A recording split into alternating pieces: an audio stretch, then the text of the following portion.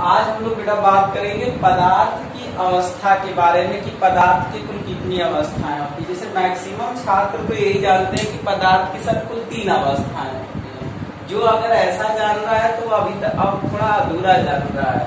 पदार्थ की कुल बेटा 6 अवस्थाएं होती है। 3 तो आपको पता है, ठोस, द्रव, गैस। चौथी अवस्था जो होती है वो प्लाज्मा होती है।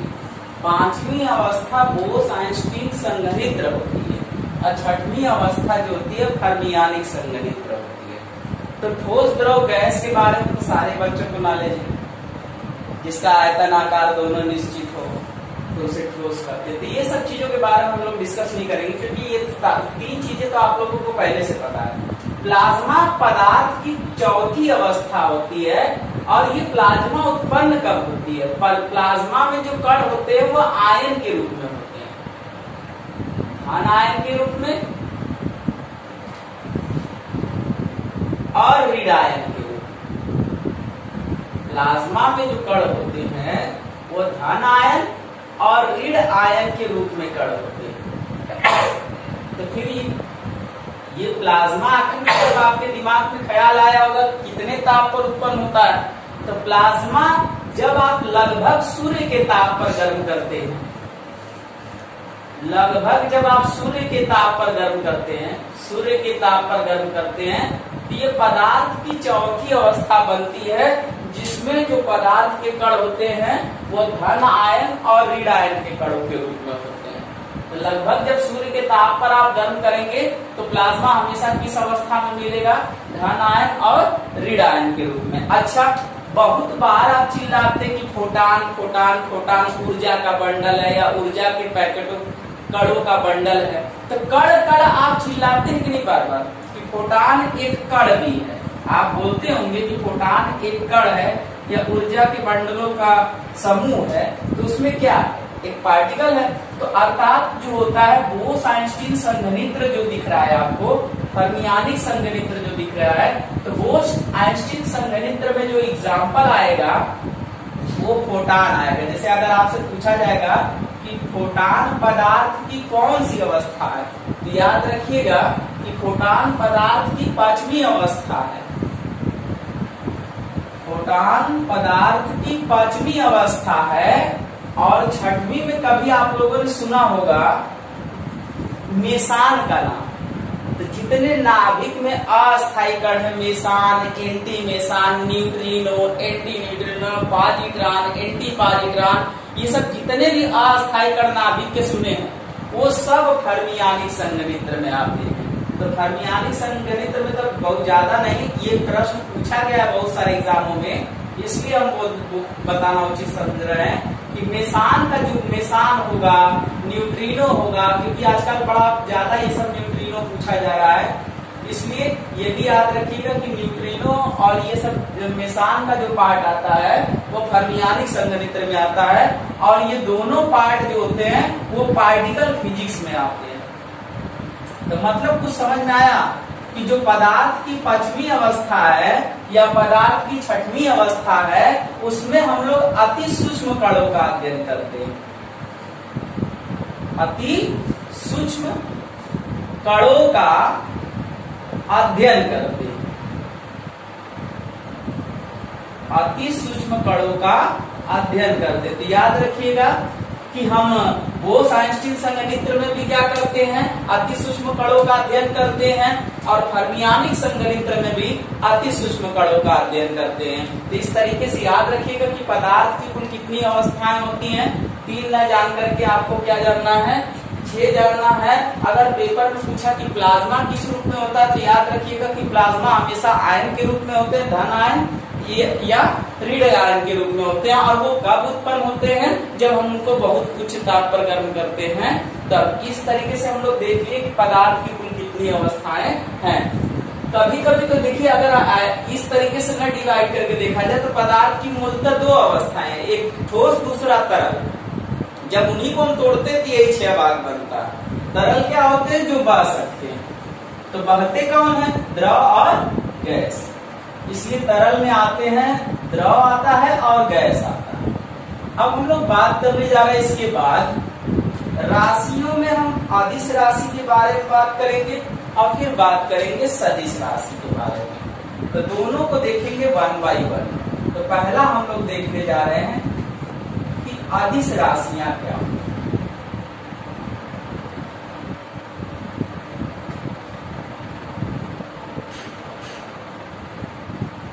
स्केलर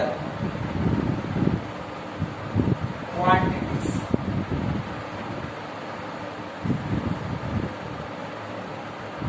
अदिश राशियां क्या है उसी के बारे में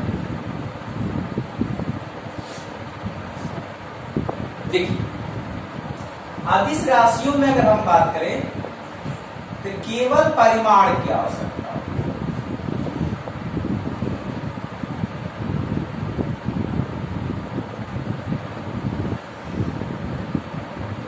अदिश राशियों में केवल परिमाण की आवश्यकता होती है। केवल लगा दी तो बात समझ में आ गई कि दिशा के बारे में यहाँ बात ही नहीं होगा। केवल और केवल किसकी बात होगी? परिमाण। परिमाण के बारे में हम आपको बता चुके हैं कि भौतिक राशि में परिमाण को दिखाना है तो दो चीजें होनी चाहिए, आंतरिक मान और उसके साथ जुड़ने वाला मात्रा। तो ये दिमाग में बैठा के चलिएगा कि अदिश राशियों में केवल किसकी आवश्यकता होती है?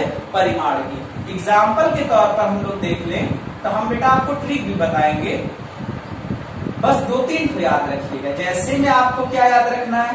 दूरी, समय, ताप, एक्सेट्रा। बस अब इससे ज्यादा नहीं याद करना है आपको अदिश राशि। बाकी आप अपनी से बताएंगे कौन सी राशि अदिश है, कौन सी राशि सदिश है, थोड़ी देर के बाद।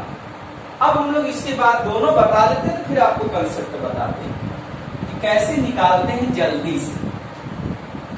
दूसरा देखते हैं हम लोग सदिश राशि। दूसरा हम लोग देखेंगे सदिश राशियां।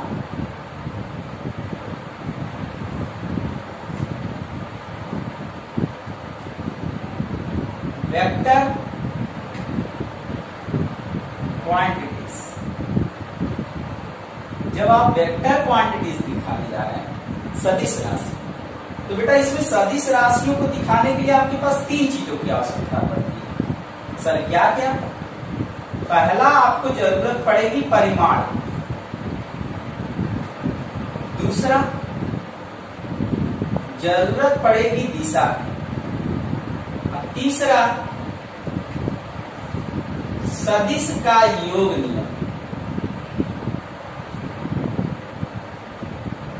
योग नियम अगर इन तीनों चीजों का पालन करेगा तभी वह सदिश राशि होगा। तीनों में से एक भी चीज का पालन नहीं किया तब वो सदिश नहीं हो सकता बेटा। जैसे अगर हम आपको बता दें तो आप सुने होंगे कि धारा का नाम सुने होंगे, वैद्युत धारा। जैसे में अगर हम आपको बता दें, जैसे बहुत सारे बच्चों को जब पढ़ाया जाता है तो बोलते हैं लोग कि परिमाण और दिशा होगा तो वो सदिश होगा। तीसरा बात बतईबा नहीं करते बच्चों को। अच्छा, तीसरा बात नहीं बताते तो देखिए कहां पर आप फंस जाएंगे। जैसे अगर हम आपसे पूछे वैद्युत धारा के बारे में, ध्यान से सुनिएगा, बहुत बढ़िया कॉन्सेप्ट देने जा रहे हैं। जैसे धारा में अगर हम आपसे बोलते हैं तो करंट हमेशा हायर पोटेंशियल से कहां जाती है? Lower potential. तो करंट में मैग्नीट्यूड भी हो गया, हायर से लोअर जा रही तो डायरेक्शन भी हो गया। तो मैग्नीट्यूड और डायरेक्शन दोनों हो गया, तब तो आपको कह देना चाहिए कि धारा एक सदिश राशि है। लेकिन धारा एक अदिश राशि है। धारा कैसी राशि हो जाती है यहाँ पर? अदिश। एक्चुअल में तो प्रदिश है, लेकिन आप में इतना टफ नहीं आता, इसलिए डीसी करंट लेके चलते हैं तो अदिश राशि होता है। डीसी लेके चलते हैं तो अदिश होता है। आपका लेवल छोटा है इसलिए उसके हिसाब से बताया जा रहा है। तो देखिए पहले यहाँ पर समझ लीजिए, करंट में देखिए मैग्नीट्यूड भी है और करंट हमेशा हायर पोटेंशियल से किधर चलती है? डायरेक्शन भी हो गया। लेकिन अब जब परिमाण और दिशा दोनों होगी तो इसे सदिश न कहना चाहिए।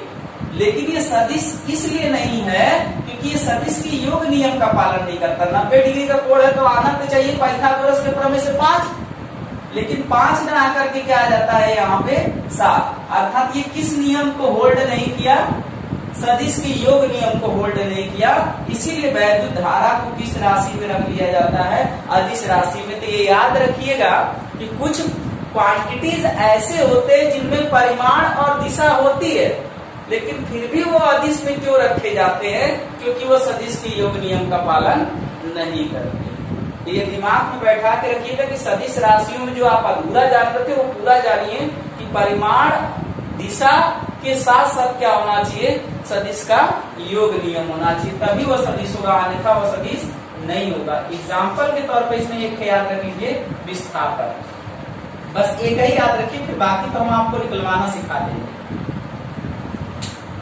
बाकी तो हम आपको निकालवाना सिखा देंगे, लेकिन आपको भौतिक के सूत्र याद होने चाहिए। अगर भौतिक का सूत्र आप याद नहीं करेंगे तब तो फिर आप नहीं निकाल पाएंगे, ये काम तो आपको करना पड़ेगा। बाकी जिम्मेदारी हमारी होगी, कौन सी राशि सदिश है, कौन सी अदिश, ये हम आपको सिखा देंगे, ये गारंटी हमारी। तो देखिए कैसे जानना है कि कौन सी राशि सदिश है और कौन सी अदिश। तो इसके लिए हम आपको एक छोटा सा टिप्स दे रहे हैं। उस टिप्स के आधार पर आप आसानी से निकाल सकते हैं कि कौन सी राशि अदिश होगी, कौन सी राशि सदिश होगी। पहला टिप्स क्या है, डोंट राइट ओनली सी। देखिए बी हम कहीं लिख देंगे तो आप समझिएगा कि बी अगर हम कहीं लिखते हैं तो बी का मतलब आपको समझना है कि वेक्टर। अगर हम कहीं यस लिख दे रहे हैं तो यस का मतलब आपको समझना है कि स्केलर। तो टिप्स नंबर 1 में है कि अगर हम किसी स्केलर को मल्टीप्लाई करते हैं वेक्टर के साथ, यदि हम किसी स्केलर को मल्टीप्लाई करते हैं वेक्टर के साथ, then we gives always vector. अगर हम किसी स्केलर के साथ वेक्टर को मल्टीप्लाई करते हैं तो हम हमेशा वेक्टर पाते हैं। दूसरी बात, अगर हम कभी स्केलर बाय स्केलर करें, then we always gives scalar. तीसरा पॉइंट, कोई भी फिजिक्स का फार्मूला देख लीजिए, फार्मूला ऑफ फिजिक्स, कोई भी फार्मूला फिजिक्स का देख लीजिए, उसके लास्ट में अगर आपको कॉस दिख जाए तो वो सीधे आपको वहां बोल देना है कि वो स्केलर। कोई भी फिजिक्स का फार्मूला देख लीजिए, अगर उसके फार्मूले के लास्ट में साइन दिख जाता है, ये एक तरह का बेटा मैं आपको ट्रिक दे रहा हूं, जल्दी से निकालिएगा, तो वो क्या हो जाएगा, वेक्टर हो जाएगा। अब जैसे निकालते कैसे, क्या सर आप जो बताए हैं क्या वो सही है, ये सर हम लोग कैसे देखेंगे, तो आइए हम आपको निकाल के दिखाते हैं। जैसे हमको वेग का नहीं पता कि वेग सदिश राशि है कि अदिश राशि, लेकिन हमको ये तो पता है कि वेग बराबर विस्थापन बटा समय।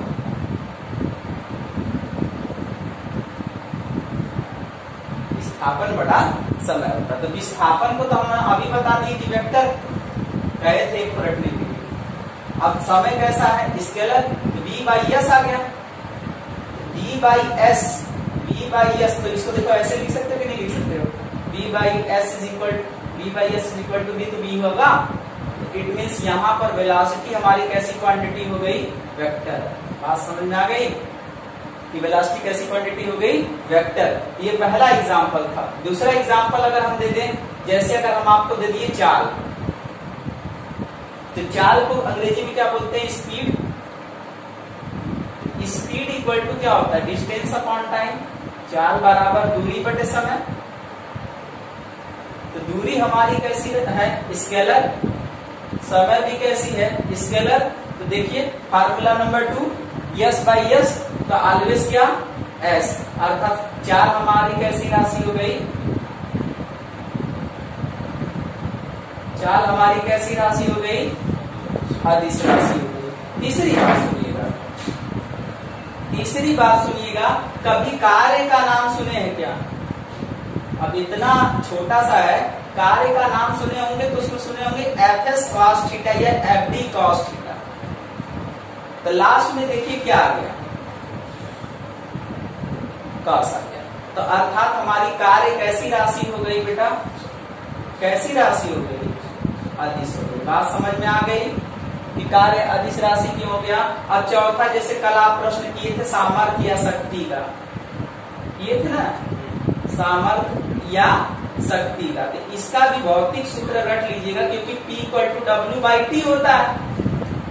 इतना तो दिमाग होगा कि जब S/T करेंगे तो दूरी बटे समय इक्वल हो जाती है, तो अर्थात यहाँ पर अब फार्मूला क्या आ जाएगा, FV cos थीटा आ जाएगा।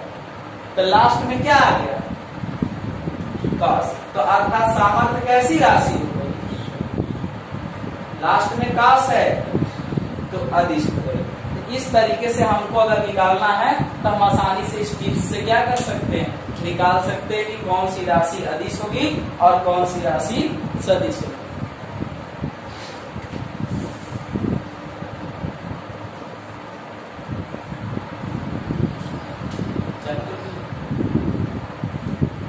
तो अब हम लोग बात करने जा रहे हैं कि ये तो हम लोग देख लिए। अब आइए जैसे हम लोग देखते हैं वैद्युत फ्लक्स के बारे में। तो वैद्युत फ्लक्स कैसी क्वांटिटी है, कभी कभी पूछ देता है पेपर में कि वैद्युत फ्लक्स का मात्रा क्या होगा। तो वैद्युत फ्लक्स πE बराबर आपको पता होना चाहिए कि इसका फार्मूला होता है EA cos थीटा। E जो है वैद्युत क्षेत्र है, E क्या है, वैद्युत क्षेत्र है, और A क्षेत्रफल सदिश है।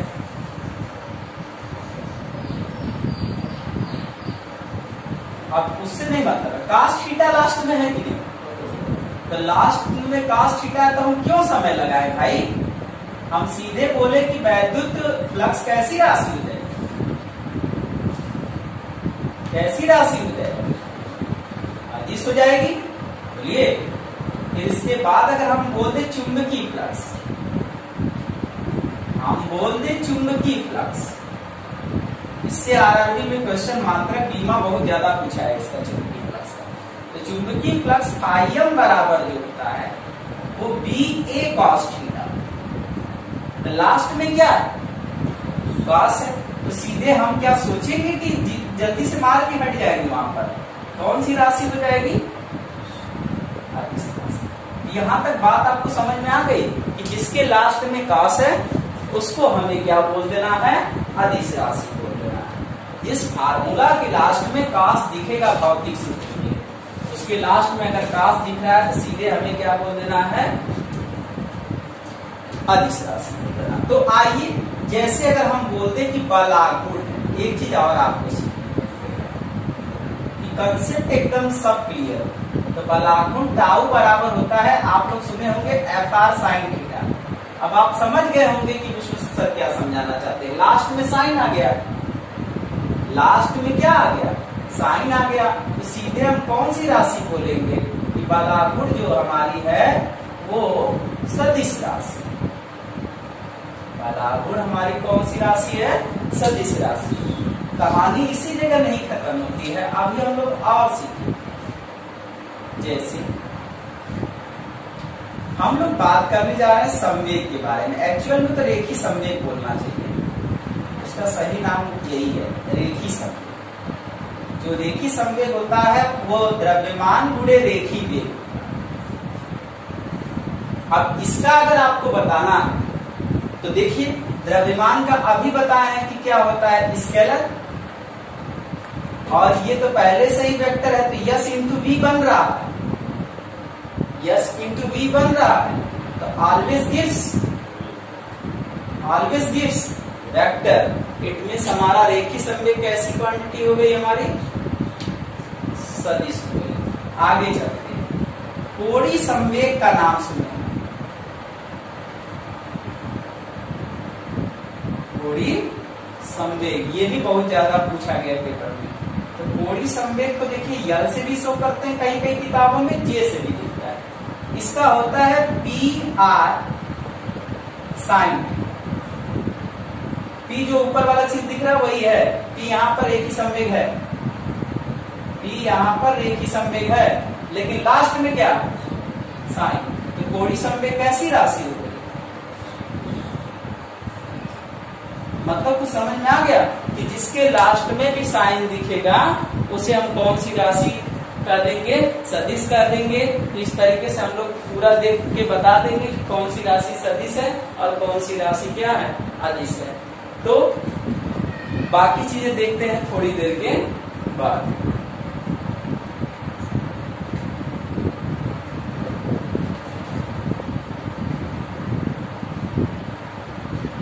आपेक्षिक घनत्व, इसी का दूसरा नाम है गुरुत्व सापेक्ष। जब गुरुत्व सापेक्ष लगा के पूछता है तो लड़के पेपर में गड़बड़ा जाते हैं। तो रिलेटिव डेंसिटी भी इसी का नाम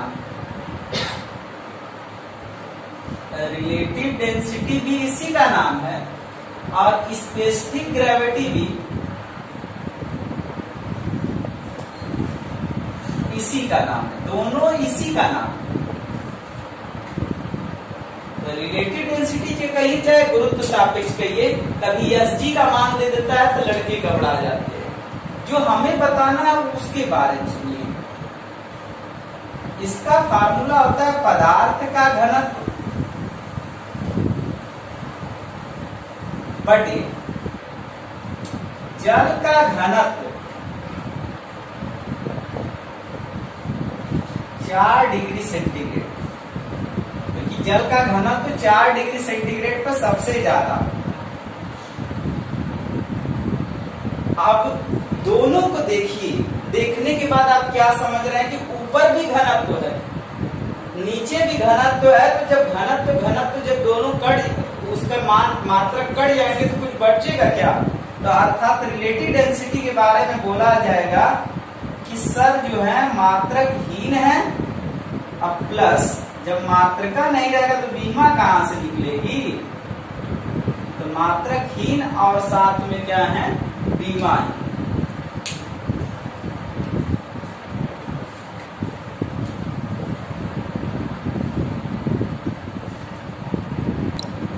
तो आपेक्षिक घनत्व तो हम लोग देख लिए कि आपेक्षिक घनत्व, तो बहुत सारे बच्चों को ये दिक्कत होता है कि सर हम कैसे जानेंगे कि ये घनत्व है और ये हम कैसे जानेंगे कि आपेक्षिक घनत्व है।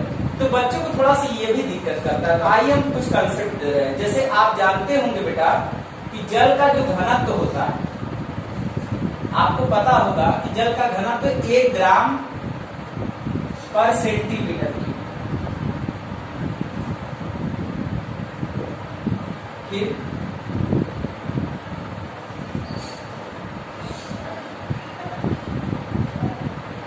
समुद्र के जल का घनत्व 1.03 ग्राम पर सेंटीमीटर।